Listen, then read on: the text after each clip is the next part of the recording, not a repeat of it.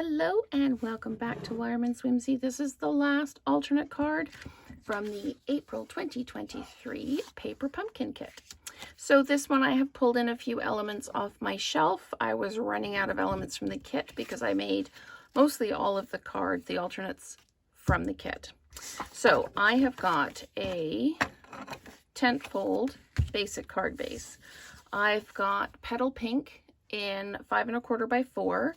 And I have run it through the Painted Texture 3D embossing folder. So you can see the texture in that. And that's going to get flat mounted like this. So let's just go ahead and get that done. We're just going to flat mount this. I'm just running my Stampin' Seal along the edges because this is, again, with the 3D folder, sometimes the edges can be a bit waffly on the card. So just put that down like that. Now, this is one of the fancy frames. I've had these frames. I fell in love with them in the catalog. Every time I went to use them, it just wasn't right. This is the time.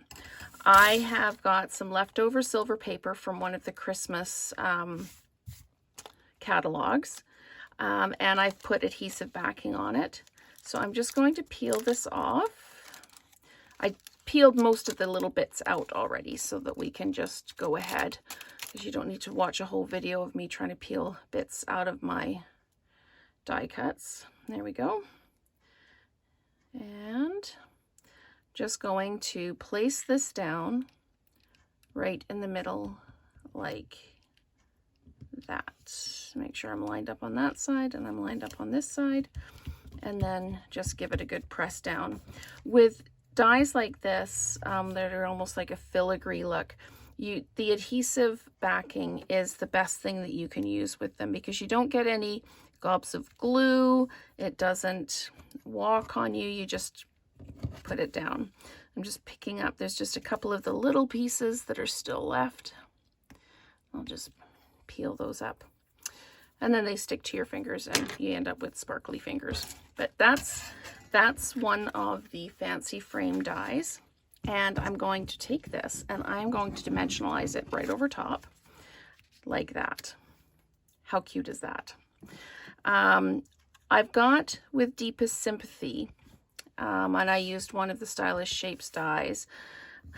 I don't know where I'm going to put it though. Maybe I'll just tack it on there like that.